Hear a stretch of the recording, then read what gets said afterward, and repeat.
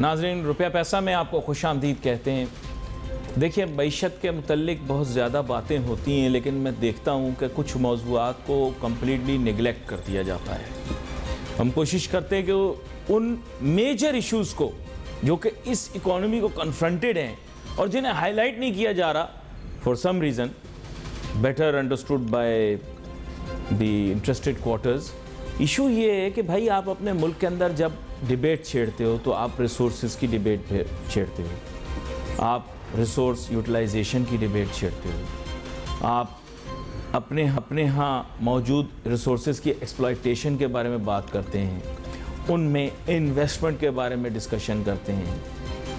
Unfortunately क्या होता है कि यू हैव टू अंडरस्टैंड के 4 factors of production in economy जो होते हैं ना, land, labour, capital and entrepreneurship, इसमें सबसे पहला नंबर लैंड का ही होता है, वेदर यू लाइक इट और नॉट। और don't misunderstand it for real estate, it means the larger the part of land that you possess, the more opportunities you have to produce. Pakistan का सबसे बड़ा रकबे के लिहाज से सूबा बलूचिस्तान, कम से कम हाँ अपने प्रोग्राम में पूरी कोशिश करते हैं कि उसकी इकॉनमी, उसकी प्रोडक्टिविटी, उसकी एफिशिएंसी, उसके सिस्टम ऑफ गवर्नेंस, उसके सिस्टम ऑफ इकोनॉमिक एडमिनिस्ट्रेशन जो है उसमें बेहतरी आए।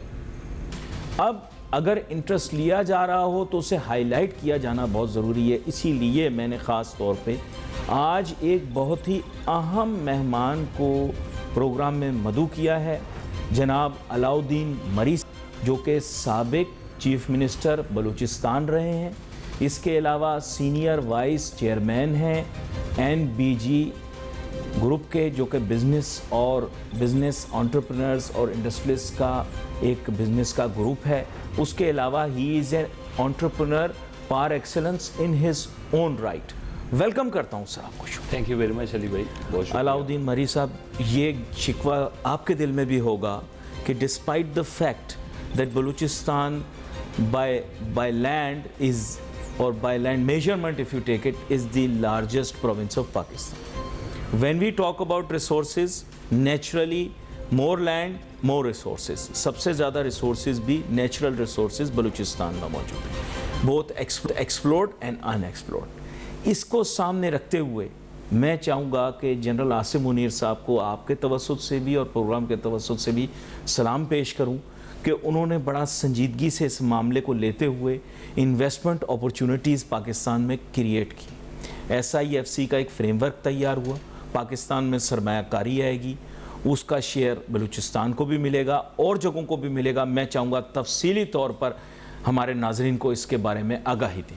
जी, first of all thank you very much Ali भाई कि आपने मुझे इतने इम्पोर्टेंट इशू के ऊपर अपने प्रोग्राम में मदऊ किया, और मैं आपके चैनल का भी शुक्रिया अदा करता हूं कि आप वक्तन फ़वक्तन बलूचिस्तान की अहमियत को जानते हुए और बलूचिस्तान की जो महरूमियाँ हैं, महरूमियाँ तो आप नहीं कह सकते हैं, नेगलिजेंस या कोताहियाँ ही कह सकते हैं, जो इन अ सेंस हमारे लोगों की अपनी तरफ से और कुछ फेडरल गवर्नमेंट की तरफ से पिछले सालों में रही हैं, उनको हाईलाइट करने के लिए आप हमेशा अपने मोअज़्ज़ज़ मेहमानान को तकलीफ़ देते हैं, बुलाते हैं, और आपकी मेहरबानी है कि आप मुझे भी हमेशा इन्वाइट करते हैं। Thank you very much first of all channel and viewer. अब जहाँ तक आपने जैसी अपने इंट्रो में कहा कि सूबा बलूचिस्तान जो कि रकबे के लिहाज से पाकिस्तान का सबसे बड़ा, बल्कि आप उसको 47% ऑफ पाकिस्तान कह सकते हैं। अब उसमें रिसोर्सेज के बारे में तो देखें, आजकल कोई चीज़ भी ढकी छुपी नहीं है। जियो उसके ज़रिए, सर्वेज के ज़रिए पूरी दुनिया में, गूगल में, इंटरनेट में तमाम एवेन्यूज़ मौजूद हैं, रिज़र्व्स के स्टैटिस्टिक्स मौजूद हैं कि कितने रिज़र्व्स कहाँ पे हैं। साहिली समंदरी मामला सबको के सामने है कि 1100 किलोमीटर का आलमोस्ट कोस्टल बेल्ट है। रिसोर्सेज तो मौजूद हैं जो आज से नहीं है, सालों से, हज़ारों सालों से यहाँ पे मौजूद हैं। अब बात आती है उन रिसोर्सेज को किस तरीके से यूटिलाइज़ किया जाए, या SIFC का क़याम, जिस तरीके से आपने अपने इंट्रो में ही बताया कि अब ये एक वाहिद उम्मीद हमें नज़र आ रही है। देखें अली भाई, आप मुझसे ज़्यादा इकोनॉमी को भी समझते हैं, और इस प्रोग्राम के तवस्सुत से आप 15 साल से मीडिया के शोबे से वाबस्ता हैं, और आपकी मुझसे ज़्यादा गहरी नज़र इन सारी चीज़ों के के ऊपर रहती है। बात दरअसल रिसोर्सेज की नहीं है। रिसोर्सेज दुनिया में बहुत सारे मुल्कों के पास होती है, बहुत सारे मुल्क रिच होते हैं रिसोर्सेज के हवाले से। बात यह है कि उसको ट्रांसफॉर्म कैसे किया जाए अपनी इकोनॉमी के अंदर। पूरी दुनिया में आप देख सकते हैं कि थ्योरी मौजूद है कि रॉ मटेरियल एक्सपोर्ट करके कोई दुनिया का मुल्क आबाद नहीं हुआ है, उसकी इकोनॉमी में बेहतरी नहीं आई है जब तक आप उसको वैल्यू एडिशन के तहत नहीं ले जाएंगे। अगर आज हम इन्वेस्टमेंट की सूरत में बात करते हैं कि हमारे मुल्क में इन्वेस्टमेंट इन सेक्टर्स के ऊपर आए, चाहे वो माइनिंग हो, एग्रीकल्चर हो, लाइव स्टॉक हो, ब्लू इकोनॉमी हो, इस पर इन्वेस्टमेंट आनी चाहिए, बहुत अच्छी बात है, आनी चाहिए। बट अगर वो इन्वेस्टमेंट इस सूरत में आएगी कि यहाँ से रॉ मटेरियल को लेकर वो अगेन अपने किसी और मुल्क में जो भी कंट्री आकर यहाँ पे इन्वेस्टमेंट करती है लेकर जाएगी और वहाँ पे रिफाइन करके फिर हमें सिर्फ रॉ मटेरियल का शेयर मिलेगा, तो मैं बड़े अदब के साथ इख्तिलाफ करूँगा कि इसमें फिर हमारी तरक्की का कोई आंसर मौजूद नहीं होगा जब तक हम यहाँ पे इंडस्ट्रियलाइजेशन नहीं करेंगे। फिर सेकेंडली अगर मैं आपको बताऊँ कि पॉलिसीज़ जो गवर्नमेंट बनाती हैं, जी जी जी गवर्नमेंट जो बनाती हैं इकोनॉमी के हवाले से, इन्वेस्टमेंट के हवाले से, अनफॉर्चुनेटली जैसी गवर्नमेंटें चली जाती हैं उनकी पॉलिसीज़, उनकी प्रायोरिटीज़ फिर चेंज हो जाती हैं। अब ये ICFC के SIFC के क़याम से हमें कम से कम ये एक अश्योरेंस नज़र आ रही है कि कम से कम इकोनॉमी को एक फ़िक्स टारगेट के ऊपर फिक्स कर दिया जाए कि जो 5 साल या 10 साल प्लान के तहत, जिसमें भले किसी की भी हुकूमत आती है, कोई सियासी गवर्नमेंट बनती है, वो इन सारे मेजर जो मेन इकोनॉमी के कंपोनेंट्स हैं इनको नहीं लाएगी, इन टारगेट्स को नहीं रोल बैक करेगी। लेकिन इसमें 2-3 नुक्ते हैं जिनका जिक्र हम प्रोग्राम से पहले भी कर रहे थे कि ज़ाहिर बात है जो भी ममालिक यहाँ इन्वेस्ट करने के लिए आ रहे हैं वो कुछ क्लॉजेस चाह रहे हैं जी। पूरा पाकिस्तान लगा हुआ था CPEC के पीछे, CPEC। तो उस दौरान में मैंने फिर दावत दे दी अलाउद्दीन मरी साहब को, ये कुछ अरसे पहले की बात है। तो इन्होंने वेलकम तो किया चाइनीज़ इन्वेस्टमेंट को, लेकिन साथ साथ इन्होंने खदशात का इजहार किया कि मुल्की मफादात को पहले रखा जाए और मुल्क के इंटरेस्ट को सामने रखते हुए जो भी इन्वेस्टमेंट एग्रीमेंट हो उसको करना चाहिए। लेकिन पैरामाउंट क्या चीज़ होनी चाहिए कि हमारे इंटरेस्ट्स, हमारे लोकल्स की एम्प्लॉयमेंट, इकोनॉमी के अंदर उसकी कंट्रीब्यूशन बड़ी अहम है।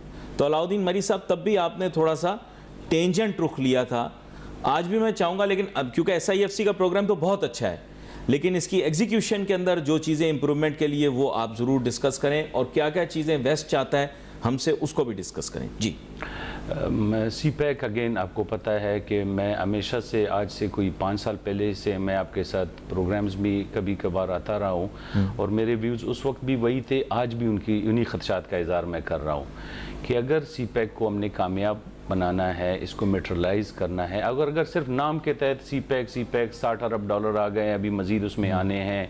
हम काफ़ी फोरम्स में चाइनीज़ के साथ भी उठते बैठते हैं, मेरी वक्तन फ़वक्तन कराची में हमारे कौंसल जनरल जो हैं चाइनीज़ के, उनसे भी मुलाकातें रहती हैं। आपको पता है अगर हम CPEC का अगर आप उसको माथे का जूमर करार दें या हब करार दें या जो मेन कंपोनेंट करार दें, वो गवादर है और गवादर के मसले अभी तक नहीं हल हो पा रहे हैं। अनफॉर्चुनेटली इतने साल 2013 से CPEC ऑन है, $60 अरब आ चुके हैं और मज़ीद प्रोजेक्ट, बिजली के आपने मुआहदे कर दिए, रोड इंफ्रास्ट्रक्चर बेहतर करने के लिए चीज़ें कर दी, लेकिन आज तक गवादर के लोगों के पानी के मसाइल नहीं हल हुए हैं।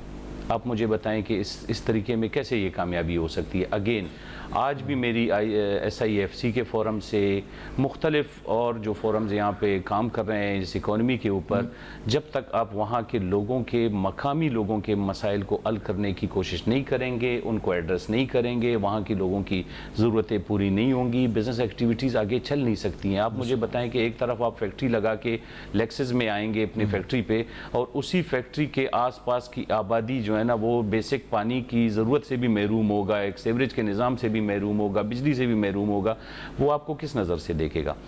फर्स्ट ऑफ ऑल देखें, इतना बड़ा इशू नहीं है, डिसेंट्रेलाइजेशन प्लांट्स लग सकते हैं, बहुत सारे चीज़ें हैं कि आप उसके पानी के मसाइल को दूर कर सकते हैं। आप आए दिन देखते हैं ग्वादर के लोग प्रोटेस्ट करते हैं, इलीगल ट्रालिंग हो रही होती है, उसको रोकने में कितना रॉकेट साइंस लगता है।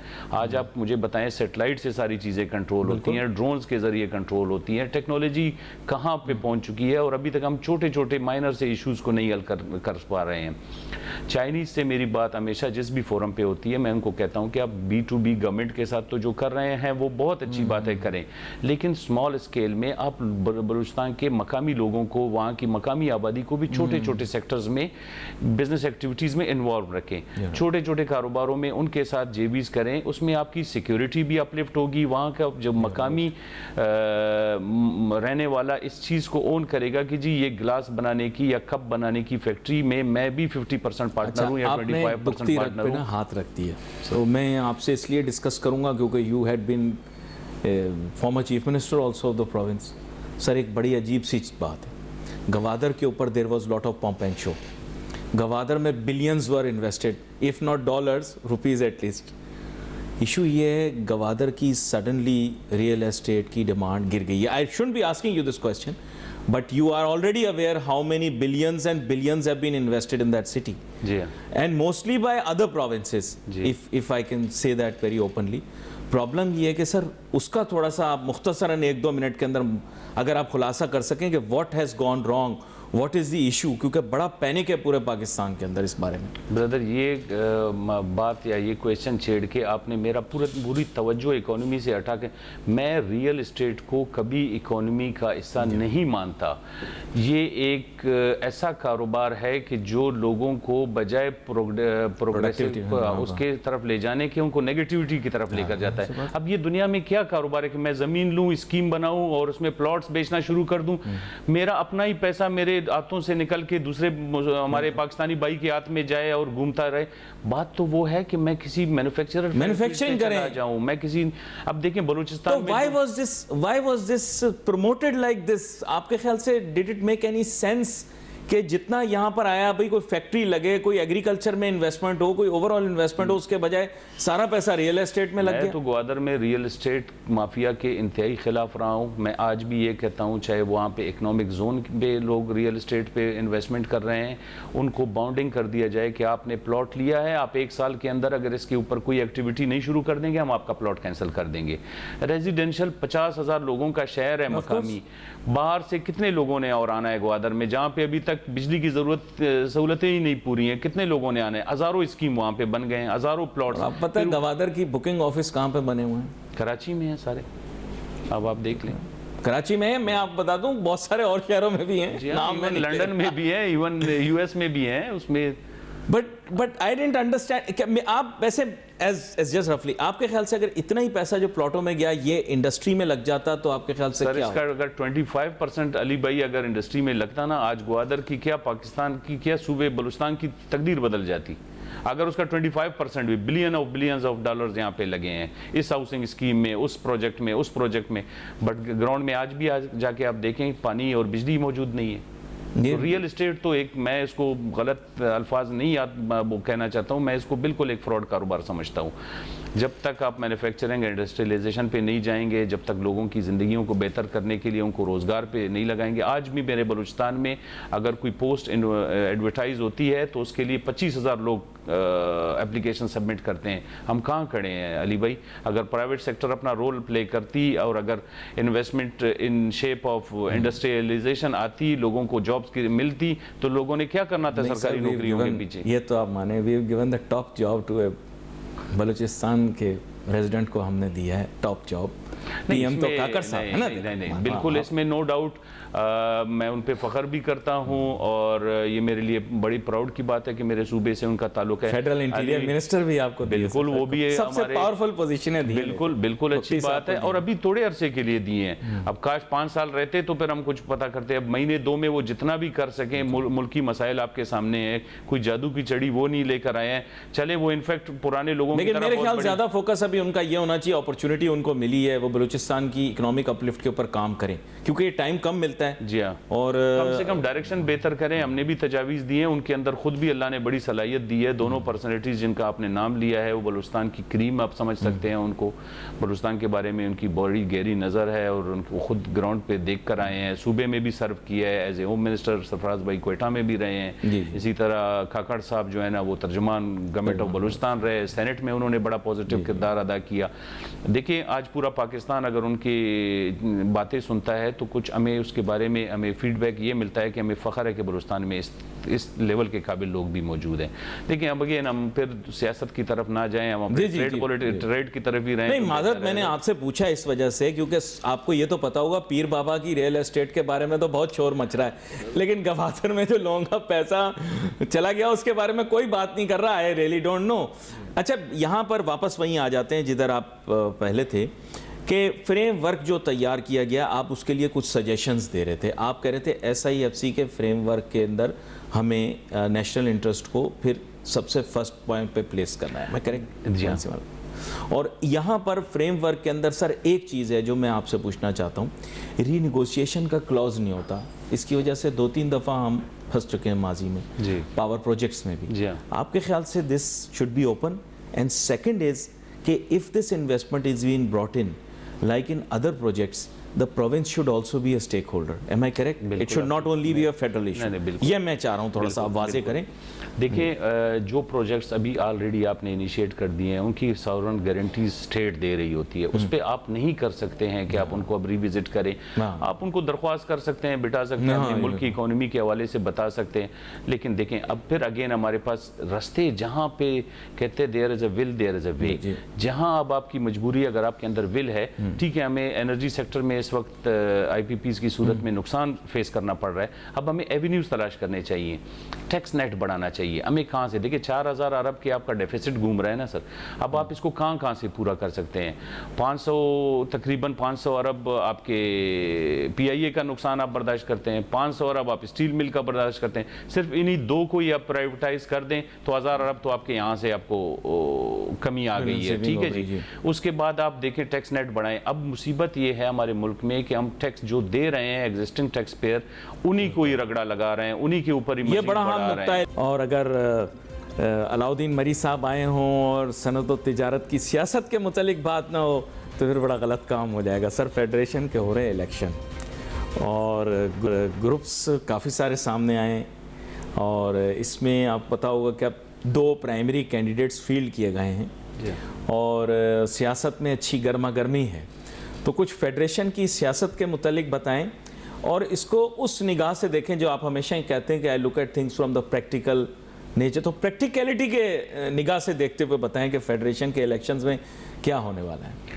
अली भाई, ये भी एक अगेन बड़ा इम्पोर्टेंट कंपोनेंट है हमारे मुल्क की इकोनॉमी के लिए। देखें ये इदारे किस लिए बने हुए हैं, ये इस मुल्क की इकोनॉमी के लिए सर्व करने के इदारे हैं ताकि इसमें कोई ऐसी तजावीज़ मुरतब की जाएँ जिससे मुल्क की इकोनॉमी में कंट्रीब्यूशन हो, क्योंकि आपको पता है इसमें तकरीबन पाकिस्तान के 60 के करीब शहरों के चैम्बर्स इन्वॉल्व हैं, इसमें तकरीबन 150 के करीब एसोसिएशंस इन्वॉल्व हैं जो कि सेक्टर स्पेसिफिक हैं। कॉटन की एसोसिएशन है, एप्टमा आपके सामने मौजूद है, शुगर मिल्स की एसोसिएशन है, तमाम कारोबार जो पाकिस्तान में रजिस्टर्ड हैं उन सब की नुमाइंदगी यहाँ पे मौजूद है। तो ये बॉडी बनाई इसलिए गई है कि ताकि उसमें ऐसी तजावीज़ मुरतब की जाएँ, कोई ऐसी पॉलिसीज़ दी जाएँ जिसमें मुल्क की इकोनॉमी कंट्रीब्यूट कर सके। अनफॉर्चुनेटली इस इदारे को बना दिया गया है अपनी प्रोफाइल बिल्डिंग के हवाले से कि जी मैं फ़लाना हूँ, मैं अब कारोबार बहुत कर चुका हूँ, मेरी इंडस्ट्री बहुत बढ़ चुकी है, मैं बहुत पैसे कमा चुका हूँ, अब मैंने एंजॉय करना है प्रेसिडेंट FPCCI बन के। अब जब तक ये कॉन्सेप्ट नहीं चेंज होगा उस वक्त तक इस इदारे को आप बस एक ऐसा इदारा ही समझें कि आप ऐसे, मैं आपको क्या बताऊं कि आप किस इदारे का इसको ऐड समझ सकते हैं। अगेन बहरहाल मैं इस इलेक्शन के कॉन्टेस्ट में आकर दोबारा आपको समझाने की कोशिश करता हूं और मेरी अपील इस फोरम से इन दोनों पार्टियों से है कि खुदारा अगर आप चाहते हैं कि मुल्क की इकॉनमी इस वक्त जिस स्टेज से पाकिस्तान इस वक्त गुजर रहा है, मैं बड़े शिकस्ता दिल के साथ इन अल्फाज को अदा करूंगा कि इस मुल्क से प्यार करने वालों के लोगों की बहुत कमी है, बहुत कमी है। अगर मैं आज अपने इस मुल्क को इस तड़पती हुई इकोनॉमी के साथ देखता हूं तो मैं यहाँ पे नहीं चाहता हूं कि इलेक्शन हो, मैं यहाँ पे चाहता हूं कि सर जोड़ के बैठने की बात हो, मैं यहाँ चाहता हूँ कंसेंसस की बात हो, मैं यहाँ इख्तिलाफात ख़त्म करने की बात को समझता हूँ। अगर ये दोनों ग्रुप इस साल यूनिटी का इज़हार करते हुए मुल्क की इकोनॉमी की हालात को देखते हुए अगर बैठें कि जी हमने इस दफ़ा ये 5-10 करोड़ एक पार्टी ने, 5-10 करोड़ दूसरी पार्टी ने उठा के अगर इलेक्शन में ही लगा देने हैं और उसके बाद जीतने के बाद कोई विजन फिलहाल मौजूद नहीं हो, कोई एजेंडा मौजूद नहीं हो, कोई डिबेट अभी तक नहीं शुरू हुई हो, आज भी अगर तकरीरें उठाकर देखेंगे तो एक दूसरे के ऊपर लानतानी हो रही है, कोई प्रोडक्टिविटी की बात नहीं हो रही कि मैं आऊँगा तो मैं करूँगा क्या, पूरी दुनिया में इलेक्शन होते हैं, लोग अपना मैनिफेस्टो देते हैं, अपना एजेंडा देते हैं, लोग कहते हैं कि हमने आके करना क्या है, यहाँ पे एक दूसरे पे कीचड़े उछाली जाती हैं। मेरी आपके फोरम से अपील है कि ये बैठें, सर जोड़ें, बजाय ये पैसे यहाँ बर्बाद करने के इसको उठा करके मुल्क की इकोनॉमी में किसी भी सेक्टर में किसी खैराती इदारे को दे दें और मुल्क के लिए बैठकर इंटरव्यू करें, एक दूसरे के साथ बैठें, यहाँ के गवर्नर को इन्वॉल्व करें, चूँकि Karachi federation Pakistan chamber of commerce यहाँ है, यहाँ के गवर्नर को इन्वॉल्व करें। इवन आप नेशनल वाइड बैठ सकते हैं, आप मरकज़ में जाके बैठ सकते हैं, कॉमर्स मिनिस्टर को साथ बिठा सकते हैं, आप जो है ना फाइनेंस मिनिस्टर को साथ बिठा सकते हैं, प्राइम मिनिस्टर को रिक्वेस्ट कर सकते हैं कि आप हमारे दरमियान बैठें और हम इख्तलाफात को ख़त्म करके हम इस दफ़ा एक प्रोफेशनल टीम लाएंगे। जैसे SIFC तमाम फोरम्स के नुमाइंदे, इवन हमारी एसोसिएशन जो एपमिया है, आल पाकिस्तान मार्बल एसोसिएशन, उसको भी लेटर आया है कि आप भी अपनी तजावीज़ SIFC में भेजें। देखिए ना सर, ये फोरम किस तरीके से इफेक्टिवनेस अपनी दिखा रहा है। मैं ये इफेक्टिवनेस चाहता हूँ FPCCI में कि वो भी बैठे, प्रोफेशनल टीम लेकर आए, यहाँ पे PhDs को लाकर बिठाया जाए, R&D का काम हो, रिसर्च एंड डेवलपमेंट हो, दुनिया की सक्सेस स्टोरी उठाई जाए, मुल्कों की अपलिफ्टेशन की स्टोरी उठा करके अपने मुल्क में ट्रांसफॉर्म किया जाए। तो इन अल्फाज के साथ मैं इस फेडरेशन के हवाले से अपने तजावीज़ का इख्तिताम करता हूँ कि यूनिटी और कंसेंसस के साथ इस दफ़ा बग़ैर इलेक्शन के, हालांकि मेरी अपनी पार्टी शायद इससे इख्तलाफ करेगी या मेरे दोस्त, मेरे चेयरमैन और हम जिन पार्टी के साथ इस वक्त इत्तेहाद में हैं वो शायद मुझसे इख्तलाफ भी करेगी कि आप ये क्या तजावीज़ दे रहे हैं। लेकिन अगेन मैं आपको कह रहा हूँ कि अगर मैं अपनी ज़मीर की आवाज़ सुनता हूँ तो मेरे मुल्क को इस वक्त इख्तलाफ और इलेक्शन की ज़रूरत नहीं है, यूनिटी की ज़रूरत है, चाहे वो ट्रेड पॉलिटिक्स हो या नेशनल पॉलिटिक्स हो। बड़ा अहम नुक्ता आपकी तरफ से आ गया और तवक्को भी यही थी कि आप बड़ा मुतवाज़िन जो है वो जाहिर करेंगे, और आपने बड़ी अहम बात की कि ये वक्त कंसेंसस और यूनिटी यानी इत्तिफाक पैदा करने का है। आपका बहुत शुक्रिया, आप शो पर तशरीफ़ लाए। नाज़रीन, we wait for your message on Facebook. Ali Nasir हमारी टीम को जा दीजिए। अल्लाह हाफ़िज़।